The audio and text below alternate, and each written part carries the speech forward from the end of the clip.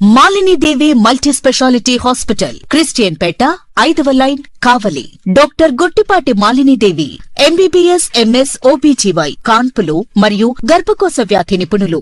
Malinidevi multi speciality hospital నందు అందించు వైద్య సేవలు: సాధారణ కాన్పులు, సిజేరియన్లు, లాప్రోస్కోపిక్ ద్వారా గర్భసంచికి సంబంధించిన ఆపరేషన్లు, ట్యూబెక్టమీ, పిల్లలు లేకుండా operation, high risk pregnancy, ectopic pregnancy మరియు గర్భసంచి నీటి బుడగలు, గర్భసంచి జారిన ఆపరేషన్లు, రొమ్ముగడ్డలకు చికిత్స, నెలసరి ఇబ్బందులకు చికిత్స, మెనోపాజ్ సమస్యలకు చికిత్స చేయబడును. స్త్రీలకు సంబంధించిన అన్ని సమస్యలకు చికిత్స చేయబడును. పిల్లలు లేని వారికి ప్రత్యేక చికిత్స కలదు. ముఖ్య గమనిక: మా హాస్పిటల్ నందు కాన్పోయిన తరువాత తల్లి బిడ్డను ఉచితంగా మా వాహనంలో క్షేమంగా ఇంటికి చేర్చబడును. మా హాస్పిటల్స్ ప్రత్యేకతలు: ICU, lab, AC and non AC rooms, 24 గంటలు మెడికల్ షాప్, ప్రతి రూమ్ నందు వేడి నీటి సదుపాయం కలదు.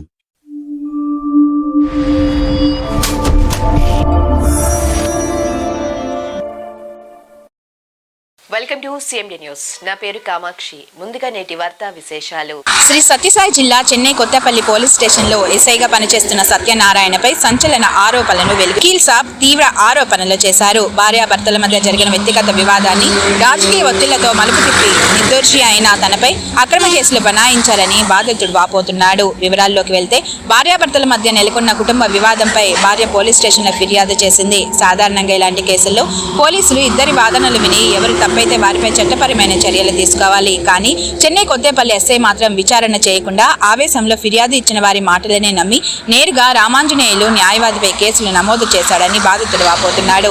ఈ చర్యల వెనుక రాజకీయ ఒత్తిళ్లు ఉన్నాయని బాధితుడు ఆరోపిస్తున్నారు. అంతేకాకుండా కుటుంబ సమస్యను పెద్దదిగా చేసి భార్యాభర్తలను, తండ్రి కొడుకులను వేరు చేయాలని కుట్ర జరుగుతోందని కూడా ఆయన అంటున్నారు. నిర్దోషి రామాంజనేయులు న్యాయవాదిపై అక్రమ కేసులు నమోదు చేసిన ఎస్ఐపై ఉన్నతాధికారులు వెంటనే విచారణ జరిపి న్యాయం చేయాలని బాధితుడు డిమాండ్ చేశాడు. రామాంజనేయులు మా తండ్రి గారు సాకినారాయణ, నా స్వగ్రామం వెంకటమారం గ్రామం, ధర్మవరం మండలము, శ్రీ సత్యసాయి జిల్లా. నా మీద, మా నాన్నగారి మీద చెన్నై కొత్తపల్లి స్టేషన్లో ఎస్ఐ సత్యనారాయణ గారు క్రైమ్ నెంబరు 50/2025 అక్రమ కేసు బనాయించడం జరిగినది. ఈ కేసు నందు 85 section 351 class 2 red with 3 sub class 5 BNS section ప్రకారము, డిబి యాక్ట్ 34 సెక్షన్ ప్రకారము అక్రమ కేసు బనాయించడం జరిగినది. ఈ కేసు నందు సత్యనారాయణ దొరగారు నన్ను ఎటువంటి విచారణ చేయకుండా, మా గ్రామానికి వచ్చి ఎవరిని విచారణ చేయకోకుండా 3/6/2026 సంవత్సరం నా వద్దు గొడవ జరిగింది అని చెప్పి ఎఫ్ఐఆర్లో ఇంగ్లీష్లో చేయడం జరిగింది. అదేవిధంగా వచ్చేసి ఇక్కడ కంప్లైంట్ దారులతో, అర్జీదారులతో సంతకం పెట్టుకోకుండా అక్రమ కేసు బనాయించడం జరిగినది. దీంట్లో వాస్తవం ఏమనంటే 3/6/2026 రోజు 26వ తేదీ చెన్నై కొత్తపల్లి నందు బీసీ కాలనీలో గొడవ జరిగింది అని అన్నాడు. ఆ కోర్టుకు కానీ నేను కానీ స్వతహాగా కానీ అక్కడున్న సీసీ కెమెరాలు కానీ అక్కడున్న చుట్టుపక్కల ఎవరిని విచారించిన అంటే దానికి సమాధానము చెప్పుకోకుండా మౌనం వహిస్తున్నాడు. నేను అక్కడ వెళ్ళిండేది లేదు, నాతో పాటు మా నాన్నగారు కానీ అక్కడ వెళ్ళిండేది లేదు, ఆ గొడవ జరిగిండేది లేదు, ఇంకోటి లేదు. అదేవిధంగా తెలుగులో వచ్చేసరికి ఏమని రాస్తా అంటే, వెంకటమారం గ్రామం నందు ధర్మవరం రూరల్ పరిధిలోకి వస్తుంది మా గ్రామము. అక్కడ గొడవ జరిగితే మా గ్రామానికి వచ్చి ఇరువురు చుట్టుపక్కల ఉండేవాళ్ళు కానీ విచారించిండేది లేదు, ఆయన విజిట్ చేసిండేది లేదు. ఏం చేయకపోయినా చెన్నై కొత్తపల్లి డాబాలో కూర్చొని కొంత జనము అల్లరిమోకలు, వీధి రౌడీలు, దమ్మిడీకి అనా పైసా బొట్టుకురాని విధవలతో కూర్చొని వారు పెట్టిన గడ్డి తిని, వారు ఇచ్చిన డబ్బులు తీసుకొని, వారు పోసిన మందు దాగి చట్టాన్ని అతిక్రమించి ప్రజలకు, ప్రభుత్వానికి, చట్టానికి లోబడి బాధ్యతగా ఉండాల్సిన ఒక అధికారి ఇట్లా ఇంత హీన స్థితికి చేరి నన్ను, నా ముగ్గురు పిల్లల్ని జీవితాలను నాశనం చేసి పెట్టినాడు. దీంట్లో ఇంకోటి ఏమనంటే, వాస్తవము ఏది అడిషనల్ డౌరీ తీసుకొని రమ్మని అని చెప్పి హింసిస్తున్నాడు అనే దాన్ని కోర్టులో డీవీసీ ఫైల్ చేసుకోవాలా జిల్లా కోర్టు నందు. కానీ అడిషనల్ డౌరీ అనే పదము ముందు పెళ్ళప్పుడు ఏదైనా లెక్క కానీ అమౌంట్ రూపంలో కానీ బంగారు రూపంలో కానీ ఏది ఇచ్చిండేది లేదు, తీసుకునేది లేదు, వాళ్ళకి ఇచ్చే కెపాసిటీ లేదు. కానీ అప్పుడు అది లేనప్పుడు అది దీంట్లో ఎఫ్ఐఆర్లు పొందుపరిచినప్పుడు అడిషనల్ డౌరీ అనే పదమే అట్రాక్ట్ కాదు. ఇంకో విషయం ఏమంటే దీంట్లో రెండు పాయింట్స్.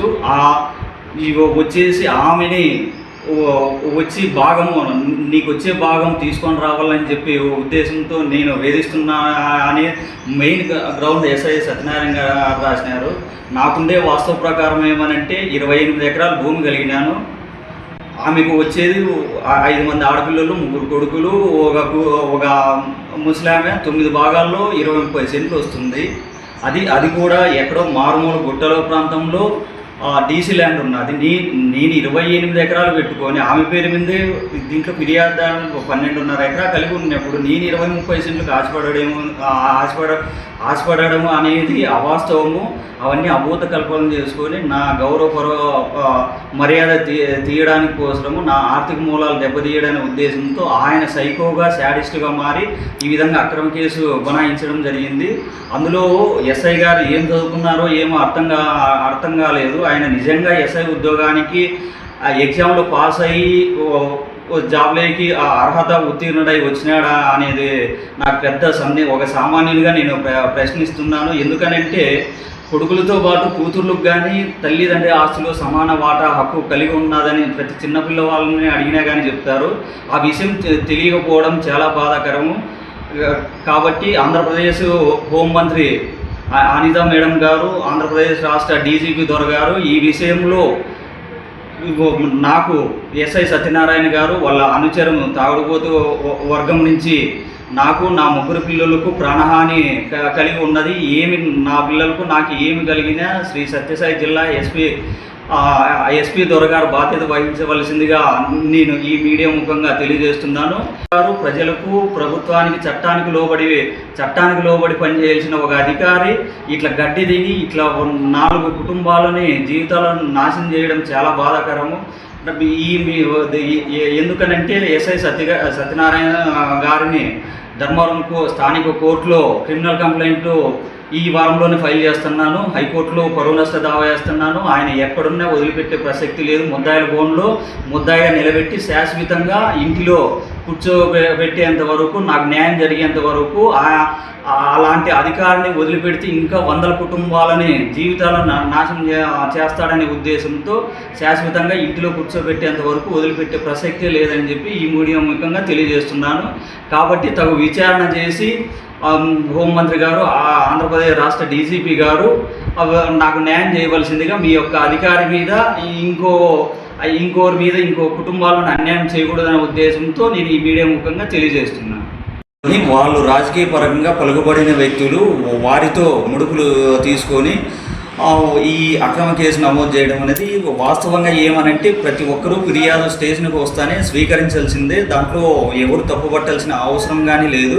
కానీ ఫిర్యాదు స్వీకరించిన వెంటనే దాంట్లో ఉండే వాటిని చుట్టుపక్కల వారిని కానీ లేకపోతే దానికి సంబంధించి ఎక్కడ నివాసం ఉన్న వారితో కానీ ఒక వీడియో కానీ ఆడియో కానీ లేకపోతే పెద్ద మనుషులు నువ్వు స్టేట్మెంట్ రికార్డ్ చేసి ఈ టెక్నాలజీ తగ్గట్టుగా ఏమేమి సేకరించి నువ్వు 351 క్లాస్ 2 సెక్షన్ల కింద కేసు కట్టినావు అవన్నీ నీరు గార్చి చట్టాన్ని తుంగలేకి దొక్కేసి నువ్వు నా మీద అక్రమ కేసు బనాయించడం జరిగినది. ఇవైతే పూర్తి విరుద్ధము. ఆయన టేబుల్ వర్క్ చేసుకొని ఎవరో స్థానిక శాసనసభ్యురాలు ఆమె సభ్యురాలతో పాటు ఆమె పెంచి పోషించిన విషపు జంతువులు కలిపి నిన్ని మేనేజ్ చేయడం వల్ల నా మీద ఈరోజు నేను శాశ్వతంగా నా పిల్లలు సమాజంలో తిరగలేనటువంటి మా ప్రాథమిక హక్కులకు భంగం కలిగించినందుకు నీ మీద ఖచ్చితంగా ముందుకు పోయి కోర్టు బోనులో ముద్దాయిగా నిలబెట్టి శిక్షించేంత వరకు వదిలిపెట్టే ప్రసక్తే లేదని చెప్పి ఈ